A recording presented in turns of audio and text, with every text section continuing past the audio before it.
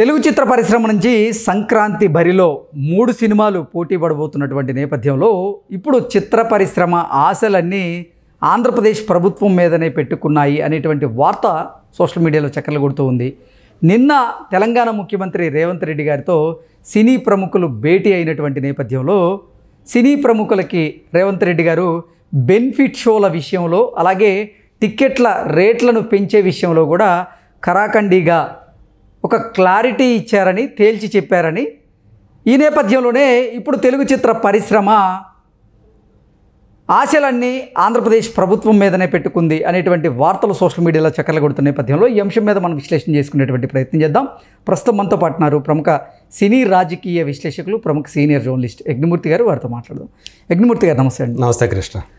ఇప్పుడు తెలుగు చిత్ర పరిశ్రమ నుంచి సంక్రాంతి బరిలో 3 చిత్రాలు పోటీ పడబోతున్నాయి. ఈ నేపథ్యంలోనే తెలంగాణలో బెనిఫిట్ షోలు వేసేందుకు ప్రయత్నం చేశారు. అయితే రేవంత్ రెడ్డి గారు బెనిఫిట్ షోల విషయంలో, టిక్కెట్ల రేట్ల పెంపు విషయంలో కూడా వారికి కొంచెం షాక్ ఇవ్వడంతో ఇక తప్పేది లేక ఇప్పుడు తెలుగు చిత్ర పరిశ్రమకు సంబంధించినటువంటి పెద్దల ఆశలన్నీ ఆంధ్రప్రదేశ్ ప్రభుత్వం వైపే అన్నట్లుగా కొన్ని వార్తలు వస్తూ ఉన్నాయి. ఏంటి సార్, దీన్ని ఎలా చూడాలి? నిజానికి చాలామంది ఈ బెనిఫిట్ షోలకి అంటే బెనిఫిట్ షోలు అని ఎందుకు వేస్తున్నారు అనేది ప్రముఖమైన ఒక పాయింట్గా వచ్చింది మనకి నిన్నటి భేటీ తర్వాత. గతంలో బెనిఫిట్ షోలు అన్నీ కూడా ఏదో ఒక సామాజిక ప్రయోజనాన్ని ఉద్దేశించి ఒక ట్రస్ట్ కోసమో లేకపోతే ఎవరికైనా బెనిఫిట్ చేయడం కోసం అందు గురించి దానికి బెనిఫిట్ షో అని పేరు పెట్టింది. సో ఎవరైనా కష్టాల్లో ఉన్నవాళ్ళు ఆ టైంలో ఏంటంటే గతంలో వరదలు వచ్చినప్పుడు, కరువు కాటకాలు వచ్చినప్పుడు, లేదా ఎవరికో ఒకరికి అంటే కష్టాల్లో ఉన్నారు పలానా వాళ్ళు, రైతులను కానివ్వండి లేకపోతే ఇంకొక వర్గం కానివ్వండి ఇంకొక వర్గం, వాళ్ళ కోసం అని చెప్పేసి చారిటీ కోసం అని చెప్పేసి ఆ బెనిఫిషియల్ అనేవి వేస్తూ వచ్చేవాళ్ళు. తర్వాత అసలు మొత్తానికి కాన్సెప్ట్ మారిపోయింది. ఇవాళ కేవలం అది బెనిఫిషియల్ కూడా కమర్షియల్గా మారిపోయినాయి. ఇప్పుడు బయ్యర్ల కోసమే అంతే, బయ్యర్ల కోసమో నిర్మాతల కోసం అన్నట్టుగానే తయారైపోయాయి. పైగా అభిమానుల యొక్క బలహీనతల్ని వీళ్ళు సొమ్ము చేసుకుంటున్నారు, వాళ్ళ జేబులు గుల్ల చేసేస్తున్నారు. ఆ డబ్బులన్నీ కూడా వాటి ద్వారా హీరోలు అనేవాళ్ళు తమ రెమ్యూనరేషన్, ఎందుకంటే సినిమా హిట్ చేసేది ఎక్కువగా ఓపెనింగ్స్ రావడానికి కారకులు అయ్యేది అభిమానులే కాబట్టి ఆ అభిమానుల ద్వారా వీళ్ళు ఇంకా పైకి ఎదుగుతున్నారు, ఆర్థికంగా బలపడుతున్నారు, వాళ్ళ రెమ్యూనరేషన్లు పెరిగిపోతూ ఉన్నాయి, హీరోల స్టార్ల రెమ్యూనరేషన్లు అనే ఒక వాదన ఏదైతే ఉందో అది అందులో దాన్ని మనం తోసిపుచ్చలేము కొంతవరకు. అంటే మొత్తం కేవలం అభిమానులు మాత్రమే సినిమాలు చూస్తే సినిమాలు హిట్ అవ్వవు. అలా అయితే ప్రతి సినిమా హిట్ అవ్వాల్సిందే. వాళ్ళు ఎంత చెత్త సినిమా అయినా సరే అభిమానులు చూస్తారు తమ హీరో కోసం. కానీ దానికి లాంగ్ రన్ అనేది ఉండాలంటే 2 రోజులు 3 రోజులు కాకుండా 2 వారాలు 3 వారాలు ఈ రోజుల్లో 2 వారాలు బాగా ఆడినా కూడా అది పెద్ద హిట్ కింద లెక్క. సో అలాంటిది ఈరోజు బెనిఫిట్ షోలు వల్ల జరిగినటువంటి ఒక ఘటన ఏదైతే ఉందో సంధ్యా థియేటర్లో, అది మొత్తం ఆ ఘటన వల్ల ఆ సినారియో పూర్తిగా మారిపోయింది. తెలుగు సినిమా తెలంగాణ ముఖ చిత్రాన్ని ఆ ఘటన మార్చేసిందని చెప్పాలి. ఏదైతే ఓపెనింగ్స్కి వీళ్ళు ప్రభుత్వానికి ఒక అర్జీ పెట్టుకొని పెంపుదల ఒక దశల వారీగా ఒక స్లాబ్ సిస్టమ్ పెట్టుకొని వారానికి ఎంత, 2 వారాలకి ఈ రేటు, ఆ తర్వాత ఈ రేటు, మామూలు రేటు అన్నట్లుగా ఏదైతే స్లాబ్ అనేది ప్రభుత్వం ద్వారా సాధించుకొని వస్తూ ఉన్నారో నిర్మాతలు పెద్ద సినిమాలు రిలీజ్ అయినప్పుడల్లా, ఇప్పుడు ఆ వెసులుబాటు అనేది లేకుండా పోయే పరిస్థితి వచ్చింది. నేను అసెంబ్లీలో ప్రకటన చేశాను, ఆ ప్రకటనకి నేను కట్టుబడి ఉన్నాను అని నిన్న జరిగినటువంటి తెలుగు సినిమా ప్రముఖుల భేటీలో రేవంత్ రెడ్డి చాలా స్పష్టంగా మరోసారి చెప్పారని తేటతెల్లిమైపోయింది. సో మరి ఇప్పుడు రేపొద్దున 3 పెద్ద సినిమాలు వస్తున్నాయి సంక్రాంతికి. అందులో 10వ తేదీ మొదటగా గేమ్ చేంజర్ అనే సినిమా వస్తుంది.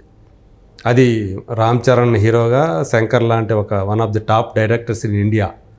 సో ఆయన డైరెక్ట్ చేసిన సినిమా, పైగా తెలుగులో ఆయనకి ఫస్ట్ ఫిలిం. దాని నిర్మాత ఎవరు? ఇటీవలే FDC చైర్మన్గా ఛార్జ్ తీసుకున్నటువంటి దిల్ రాజు. ఆయన సినిమా ప్రొడ్యూసర్గా మరో సినిమా సంక్రాంతికి వస్తున్నాం, అది 14వ తేదీ రిలీజ్ అవుతుంది. ఈ మధ్యలో 12వ తేదీ బాలకృష్ణ గారి సినిమా డాకు మహారాజ్ రిలీజ్ అవుతుంది. దానికి ఆయన ప్రొడ్యూసర్ కాకపోయినప్పటికీ కూడా తెలంగాణలో ఆయనే దాన్ని డిస్ట్రిబ్యూట్ చేస్తూ ఉన్నాడు. అంటే మొత్తం 3 సినిమాలు కూడా ఆయన సినిమాల కిందే లెక్క తెలంగాణకు సంబంధించి. మరి ఈరోజు బెనిఫిషియలు లేవు, టికెట్ల హైక్లు లేవు, రేట్ల హైక్లు లేవు. ఈ మేరకు ఆ ఓపెనింగ్స్ ఏవైతే ఉంటాయో అది వాళ్ళు నష్టపోతామనే ఒక భావన ఇప్పుడు పెద్ద నిర్మాతల్లో కనిపిస్తూ ఉంది.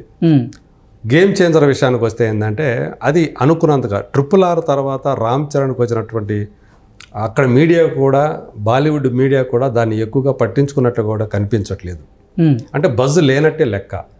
సో ఇక్కడ తెలంగాణలో చూస్తే ఈ పరిస్థితి ఉంది, నార్త్ ఇండియాలో చూస్తేనేమో ఆ బజ్ కనిపించట్లేదు.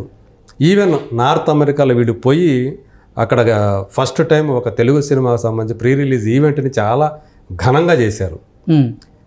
ఆ ఈవెంట్ అయిపోయిన తర్వాత కూడా అక్కడ ఆన్లైన్ టికెట్ సేల్స్ గ్రోత్ అనేది కనిపించలే, చాలా ఫ్లాట్గా ఉంది అక్కడ. ఇలా ఏ రకంగా చూసుకున్నా కానీ ముందస్తుగా ఆ సినిమాకి సంబంధించినటువంటి బజ్ ఆశించినట్లుగా లేదు. నిజానికి రామ్ చరణ్ శంకర్ కాంబినేషన్ సినిమా అంటే ఎలా ఉండాలి, ఎంత క్రేజ్ రావాలి, అది ఎందుకు రావట్లేదు అనేది వాళ్ళు మల్లగొల్లాలు పడుతూ ఉన్నారు. బహుశా ఇప్పుడు దాకా రిలీజ్ అయినటువంటి టీజర్ వల్ల కావచ్చు, పాటల వల్ల కావచ్చు, ఎందుకునో ఆ బజ్ అనేది క్రియేట్ కాల. పుష్ప 2 లాగా బజ్ క్రియేట్ కాల. సో అందుగురించి ఇప్పుడు ఏపీలో ఏ ఇష్యూ లేదు, మనకు బెనిఫిషియలు అడగటానికి కానీ టికెట్ రేట్లు పెంచుకోవడానికి కానీ ఇబ్బంది లేదు. ఎందుకంటే పైగా అక్కడ స్వయాన బాబాయ్ ఉప ముఖ్యమంత్రిగా ఉన్నారు, రామ్ చరణ్ బాబాయ్ పవన్ కళ్యాణ్. కాబట్టి అక్కడ ఖచ్చితంగా అనుకూలమైనటువంటి వాతావరణం గేమ్ చేంజర్కి ఉందనుకోవాలి. సో డాకు మహారాజ్ ఎడదిరిగి ఆయన ఎమ్మెల్యే, కూటమి ప్రభుత్వంలో ఒక వ్యక్తే బాలకృష్ణ గారు. కాబట్టి ఆ సినిమాకి ఇబ్బంది లేదు. ఇక సంక్రాంతికి వస్తున్నాం, అది Venkatesh hero, Dil Raju producer. So అది కూడా అంటే దానికి యాక్చువల్గా వాళ్ళు అడగాలని కూడా అనుకోవట్లా. సంక్రాంతికి వస్తున్నాం అనేది దాని బడ్జెట్ వేరే, దాని ఫ్యామిలీ ఆడియన్స్, దాని టార్గెట్ యూత్ కాదు, ఫ్యామిలీ ఆడియన్స్. కాబట్టి దానికి అవసరం లేదు. కానీ డాకు మహారాజ్కి గేమ్ చేంజర్కి కంపల్సరీగా టికెట్ల హైక్లు అనేది అవసరం అవుతాయని చెప్పేసి అనుకుంటున్నారు. తెలంగాణలో ఆ పరిస్థితి లేదు కాబట్టి అందుకని వాళ్ళ ఆశలన్నీ కూడా ఈరోజు సంక్రాంతికి వస్తున్న సినిమాలు మేజర్గా 2 సినిమాలు, game changer and Daaku Maharaj, ఈ 2 కూడా ఇప్పుడు ఆంధ్రప్రదేశ్ వైపు ఆశగా చూస్తూ ఉన్నాయి. ఖచ్చితంగా అక్కడ ఆ ఓపెనింగ్స్ కనుక బాగా వస్తే అవి కొంత మేరకు తమకు ఏదైతే మొదటి రోజు ఆ లాభాలు ఏవైతే ఉంటాయో, లాభాలు మీన్స్ ఓపెనింగ్స్ కలెక్షన్స్ ఏవైతే ఉన్నాయో అవి కోల్పోతామని చెప్పి భావిస్తున్న వాళ్ళకి కొంతవరకు అక్కడ కవర్ చేసుకునే అవకాశం ఆంధ్రప్రదేశ్లో ఉంటుంది అనే అభిప్రాయంతో నిర్మాతలు ఉన్నారు అని చెప్పేసి మనకు తెలుస్తుంది. సో ఏమైనా రామ్ చరణ్ సినిమా అయితే రేపొద్దున గేమ్ చేంజర్ అనేది ఒక అగ్ని పరీక్షని ఎదుర్కోబోతుందని చెప్పాలి. దానికి అయినటువంటి బడ్జెట్ మామూలు బడ్జెట్ కాదు, చిన్న చితక బడ్జెట్ కాదు. అలా 250 నుంచి 300 కోట్ల దాకా అయిందని చెప్తూ ఉన్నారు. సో మరి అది రావాలి అంటే, అంత రికవర్ కావాలంటే అది పెద్ద విజయం సాధిస్తే తప్ప కాదు. డిస్ట్రిబ్యూటర్లు, బయ్యర్ల ఆశలన్నీ కూడా ఇప్పుడు అందుకు నైజాం కంటే కూడా ఎక్కువగా ఆంధ్రప్రదేశ్ వైపు వాళ్ళు ఆశగా చూడటానికి కారణం అదే.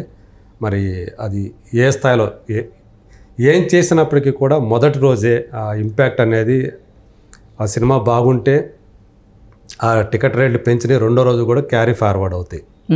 ఒకవేళ సినిమా కనుక బాగాలేదు అనే టాక్ వచ్చిందనుకోండి, ఈ పెంచినా కూడా ఉపయోగం లేదు, వచ్చేవాళ్ళు కూడా రారు, అంత టికెట్ రేట్లు ఎక్కువగా ఉంటాయి.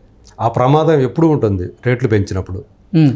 పాజిటివ్ టాక్ వస్తేనే, మౌత్ టాక్ పాజిటివ్గా ఉంటేనే ఈ టికెట్ల రేట్ల పెంపు అనేది సినిమాకు ఉపయోగపడుతుంది. ఓకే, అదే నెగిటివ్ టాక్ వచ్చిందా ఉన్నాయి కూడా పోతుంది. సో ఇది ఒక రకంగా చెప్పాలంటే కత్తి మీద సాము టైపులో ఉంటుంది ఇది రేట్లు పెంపు అనేది.